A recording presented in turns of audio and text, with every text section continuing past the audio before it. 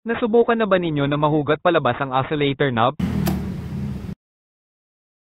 Ibig sabihin yan sira na ang gearbox ng electric fan nyo dahil nabasag na ang cover ng gearbox. Madali lamang ang solusyon dyan.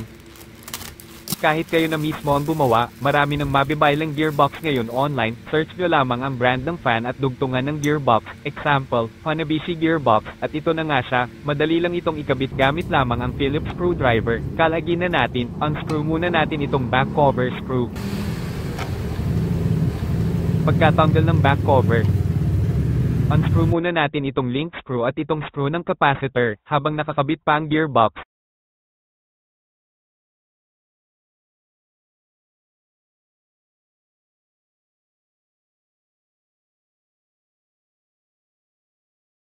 Isunod lang natin na tanggalin ang tatlong screw ng gearbox.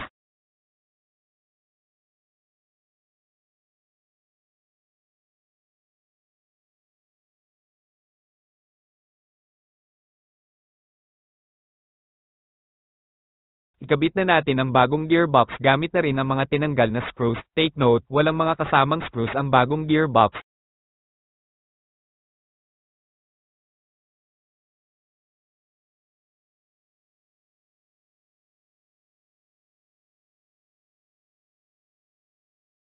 Pagkatapos ay ibalik lamang ang link screw at ang screw ng capacitor.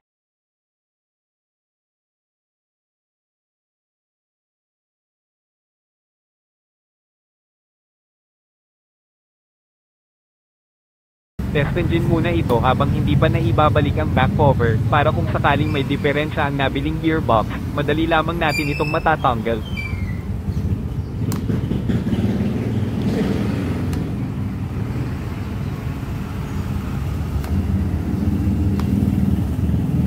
At kapag okay na, maaari nang ibalik ang back cover.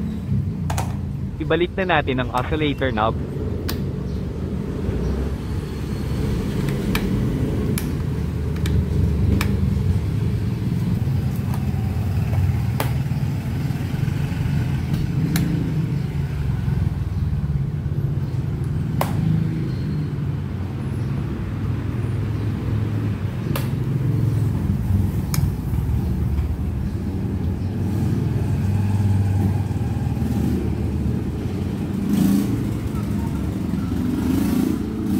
Salamat sa panonood.